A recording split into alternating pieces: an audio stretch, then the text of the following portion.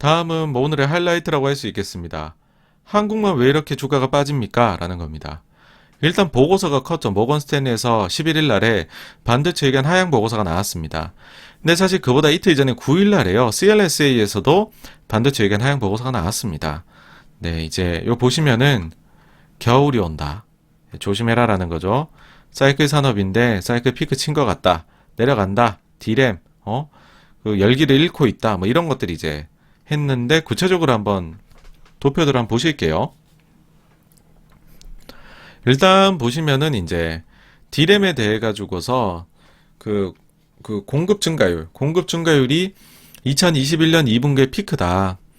이거 보면 공급 증가율 피크인 거하고 무슨 상관이 하실 수 있는데 이제 이게 아니라 지금까지는 그 수요를 공급이 못 따라갔는데 지금부터 공급이 이렇게 줄어든다라고 가정을 하는 거는 이제는 수요에는 이제 그 맞췄고 수요 자체의 증가가 그렇게 크지가 않다. 그러니까 공급 증가 줄어드는 거다라는 거죠. 그러니까 안 좋대라는 거죠. 내려가고 있다. 뭔가 상황이. 그러면서 과거 사이클 한번 보여주겠다. 과거 사이클. 과거 사이클 보면 이 빨간색이 슈퍼 사이클 1번입니다. PC 사이클. 90년대였죠. 이때 보면은 올라갔다 내려갔다 하지만은 이런 식으로 이제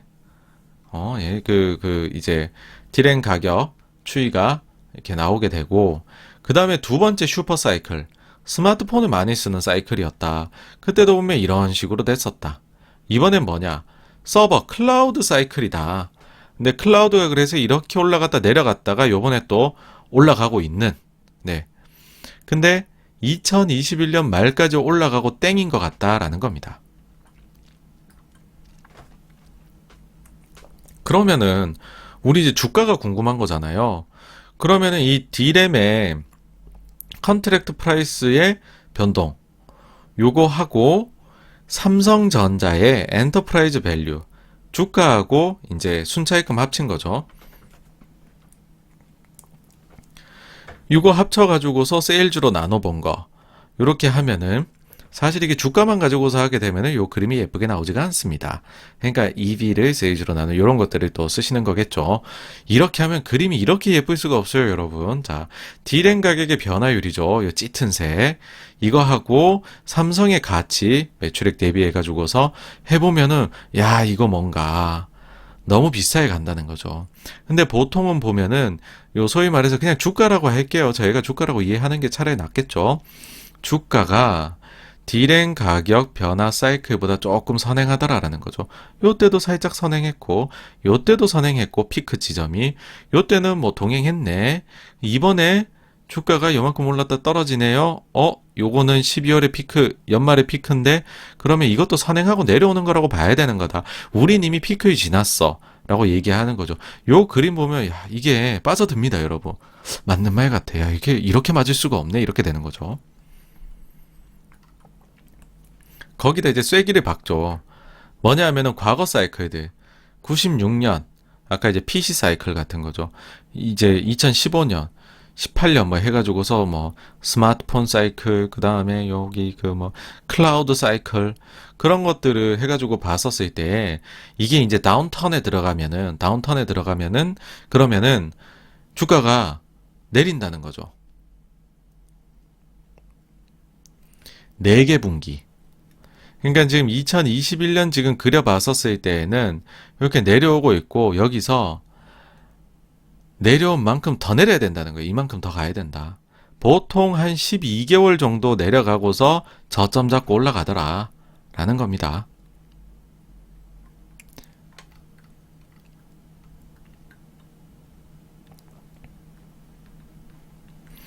그래서 보시면은 이때 보면은 그 디램 저기에 이제 그 PBR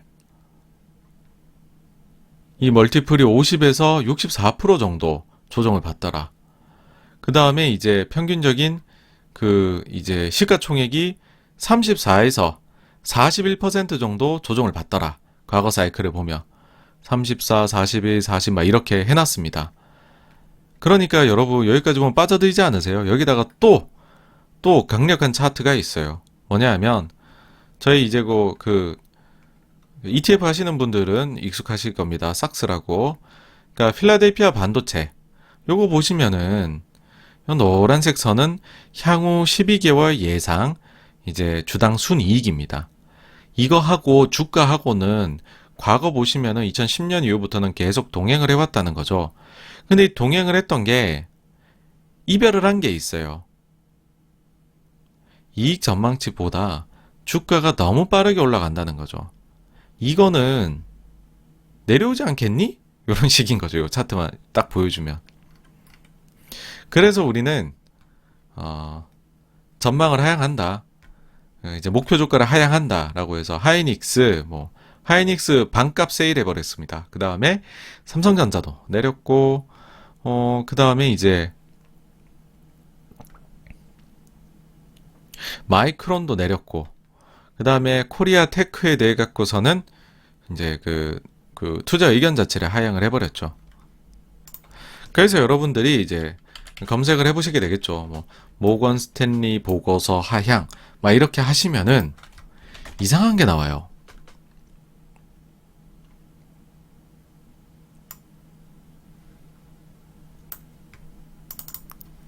자, 여러분, 삼성전자 모건 스탠리 리포트의 5% 급락, 낸드 가격 하락 우려, 투자 의견 목표가 하향, 가격 하락 근거 부적 지적도.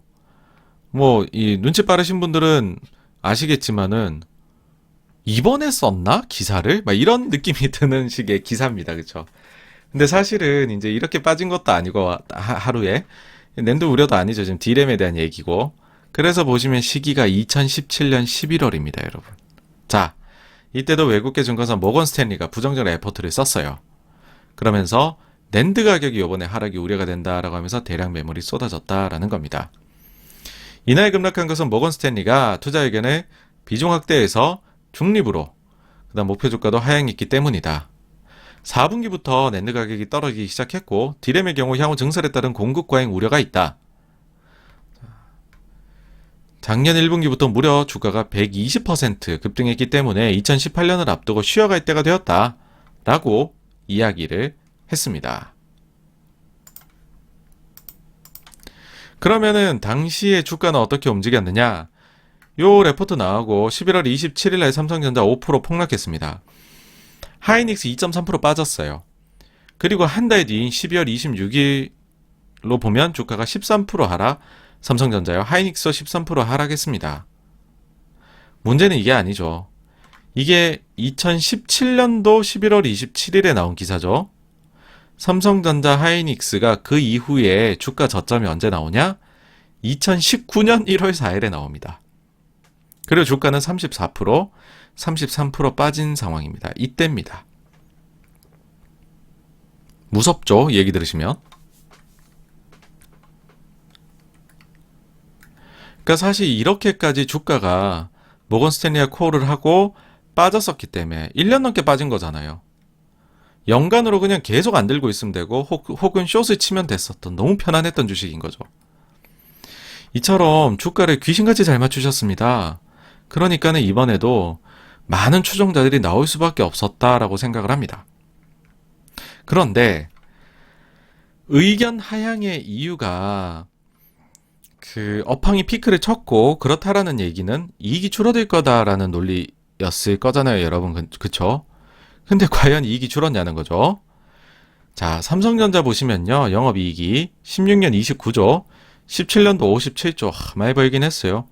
18년도 증익합니다. 59조. 19년에 빠져요. 28조로.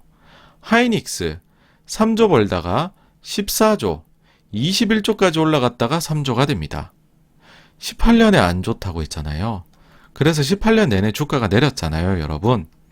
18년은 어찌된 영문인지 증익을 했습니다. 그러니까는 제가 느끼기엔 그겁니다. 가격은 정확히 맞췄어요. 주가는.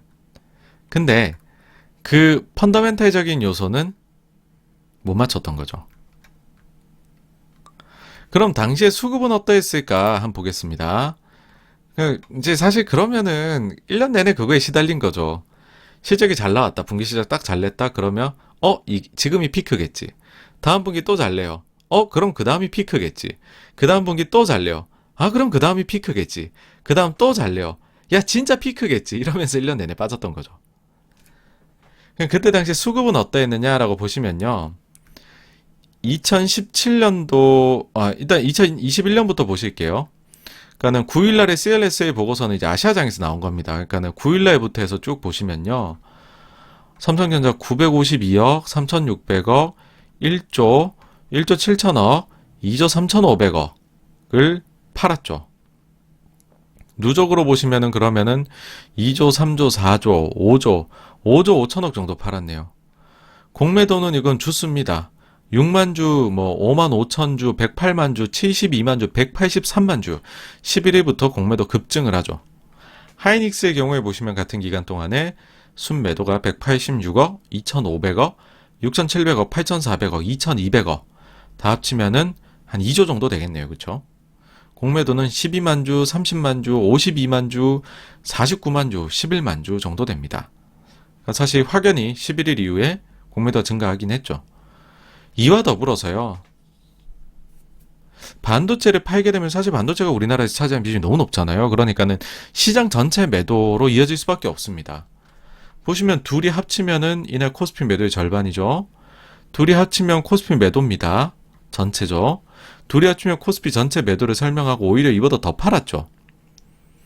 그 다음에 이날도 마찬가지로 둘이 합치면 둘이 합치면 2조 5천억 마이너스. 근데 1조 9천억. 6천억은 코스피 샀네요. 딴 종목은. 그쵸? 그 다음 이날에는 2조 6천억, 2조 6천억 거의 비슷하게. 그럼 이제 코스피가 빠질 것 같다라고 하면 선물도 매도를 칠 수가 있겠죠. 선물 3,600억, 1조 7천억, 7천억. 요 날은 샀네요. 네. 이날이 만기일이죠. 선물 옵션. 그 다음에 만기 끝나자마자 또 8천억 매도를 칩니다. 코스닥은 보시면 사실은 순매수, 순매도 일주일치로 합치면은 소폭의 순매도에 불과했습니다. 자, 2017년도에는 어떠했을까? 보시면 이때도 역시나 매도 레포트가 나오고 삼성전자 쭉 팔아요. 그래서 한 달 누적으로 보면 2조를 팔았더군요. 하이닉스는 물론 좀 팔지만 그렇게 물량이 많지는 않았어요. 2,800억. 공매도는 이때 이게 이제 액면분할 전이에요. 50배 줘야 됩니다. 근데 사실 50배를 해도 만 주면 50만 주잖아요. 제일 많았던 날이. 지금 180만 주 공매도 하던 때에 비해서는 훨씬 적었죠. 하이닉스도 지금 딱 보셔도 공매도가 더 적었죠. 그쵸, 이때. 코스피 전체에 대한 매도도 사실은 그렇게 심대하지 않았어요. 그리고 선물 매도도 지금처럼 과격하지 않았고 한 달 누적으로 보면 오히려 샀습니다. 코스닥도 샀었고요. 자, 조금만 더 정리해서 다시 한번 말씀드릴게요. 반도체를 판다는 거는 시장 전체 매도로 보일 수밖에 없습니다. 아까 여기서도 보셨죠? 근데 코스닥은 상대적으로 이유가 없어요, 사실은. 매도할 이유가 없는 건데, 물론 이제 반도체 관련된 회사들은 매도를 할 수 있겠지만요. 근데 보시면은 지난 2017년에는 코스닥 시장이 선방을 했던 반면에 2021년에는 아직까지는 보고서 나온 이후부터는 순매도 상황입니다. 코스닥에 대해서. 그래서 일정 부분 도매급 매도가 나오고 있는 것이 아닌가 싶고요. 그 다음에 지난번은 보시면 선물에서 큰 움직임이 없었어요. 외국인들이.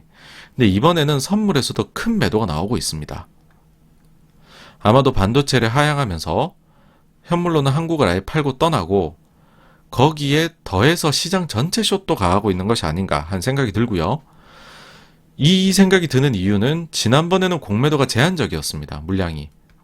근데 이번에는 공매도가 훨씬 더 많아졌어요. 예.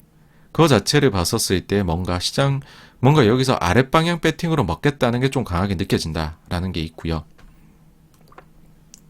그 다음에 이제 지난번 같은 경우에는 보고서 작성 직전에 주가 변동이나 매매 동향의 특이성이 없었어요. 주가는 이전 내에 거의 안 움직였었어요. 예. 안 움직였고, 공매도 같은 경우에도 거의 없었습니다. 그 전에. 근데 이제 보고서 나오고서 좀 늘었거든요. 그러니까 소위 말해서 프론트 러닝 이런 게 안 보였죠. 근데 이번에는 보고서가 11일에 발간이잖아요. 근데 그 전에 조금 뭐가 공매도가 있는 애가 있어요. 그죠? 좀 매도를 해요. 선물 매도는 무지막지하게 했어요. 선물 매도는. 선물이 거래하기 쉬우니까 그럴 수 있겠죠. 그래서 이번에는 솔직히 약간의 꺼림칙한 면이 있습니다. 약간의 특이성이 보이거든요. 그래서 네, 그냥 좀 그렇고요. 자, 그러면 이제 우리가 궁금한 거는 오케이 반도체 빠진 거 알겠고 그럼 그 당시에 주식 시장은 어떠했을까? 라고 해서 보면 그때 당시에는 요 2017년도 11월 말이었잖아요. 주가 빠졌죠, 이제. 아유, 뭐, 전자 하이닉스 빠지는데 견디 재간이 있습니까? 빠졌죠. 근데 그러고서는 상승해서 이때 이게 사실 한국 시장 신고가였거든요. 이거를 뚫고서 또 재신고가를 만들어냅니다. 소위 이중천장이죠. 그러고는 안 좋았습니다. 그렇긴 하지만 어쨌든 이때 반도체가 레포트 때문에 빠졌던 거는 다시 극복, 넘어서는 모습을 보였었습니다. 이건 코스닥입니다. 코스닥은 보시면 이때 랠리를 했었죠. 2016년부터 사실 코스피와 코스닥이 크게 랠리를 해요, 여러분. 쭉 랠리를 해가지고서는 2017년도 11월 달에 실현의 시기가 오죠. 레포트 때문에 쭉 빠집니다, 주가가. 근데 그거를 뚫고서 어마어마하게 올라갔었습니다. 이때 코스닥이. 어마어마해서 이때는 정말 눈부셨습니다. 뜨거웠죠. 올라갔었습니다. 그래서 이때는 사실 이런 보고서 때문에 뭐 하루에 삼성전자 5% 급락 나오면 여러분 무섭잖아요. 그렇죠? 근데 오히려 회복하고 결국에는 전고점까지도 넘어버렸었던 그런 사례가 있었습니다. 2017년도, 18년도에는요. 자, 이제 레포트에 대한 내용은 여기까지이고요. 그 다음에는 근데 뭐 레포트뿐만이 아니라 복합적인 이유일 수도 있잖아요. 뭐냐면 또 한 가지 생각나는 게 이제 과거 대만의 사례더라고요. 지난 이제 5월 달에 저희가 이제 그 86번가 라이브 진행했던 게 있습니다. 이때 당시에 TSMC가 엄청 빠졌었어요. 기억나시죠? 그죠?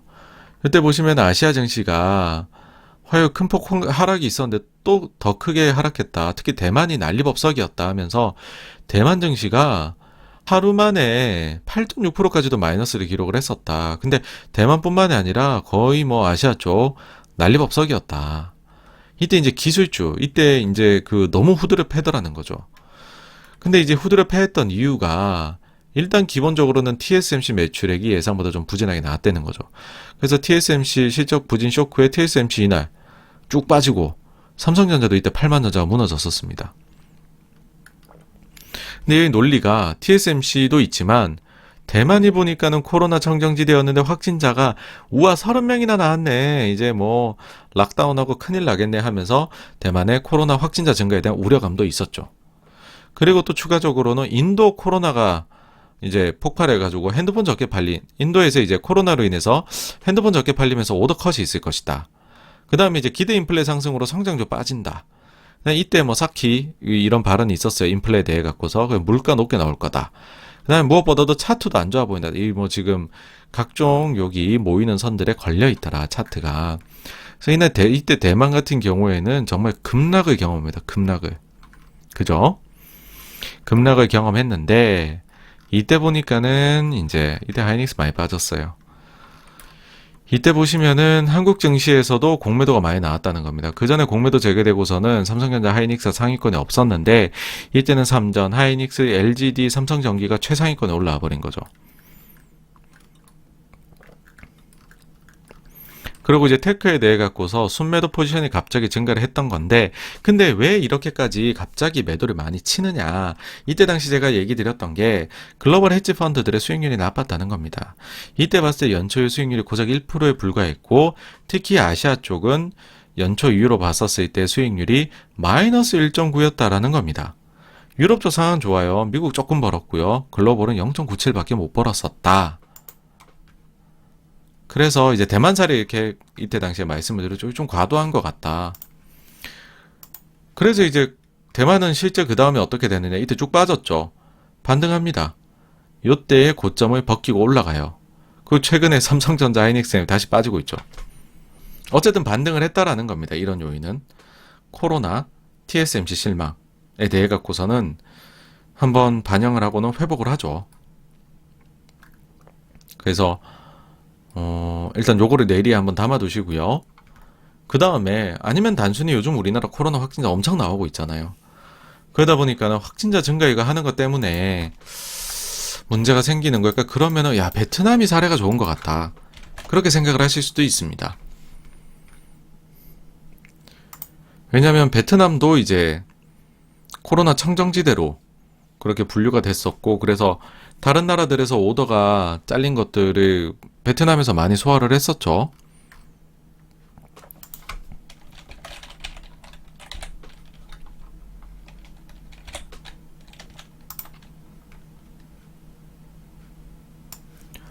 근데 이제 베트남이 저때 보시면은 없어요, 없어. 확진자가 없다가 갑자기 7월 들어서부터 쫙 증가를 합니다. 그래갖고서 지금은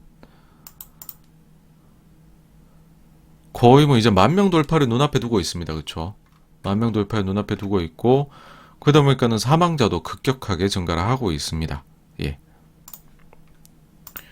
그래서 이제 코로나가 터진 이후로 베트남 증시가 쫙 빠지죠. 1,400이었는데 1,200 가까이 확 떨어지게 됩니다. 근데 아까 보셨죠? 확진자가요. 7월부터 해서 이렇게 증가하고 있죠. 그러니까 이 시점에 코로나 확진자가 이렇게 증가하고 있겠죠. 근데 어느 순간부터 코로나에 대해서 둔감해집니다. 다른 나라들도 그랬었죠. 언젠가 해결되겠지. 그러면서 주가 반등을 합니다. 확진자 증가를 한번 휘청였으나 계속 확진자가 증가하는 지금도 증시는 다시 반등을 하고 있다는 거죠. 그리고 또 한 가지 말씀드리고 싶은 게 호주예요. 코로나 증가 때문에 증시가 빠진다. 자, 호주. 최근에 이제 호주도 이제 코로나 증가하고 있습니다.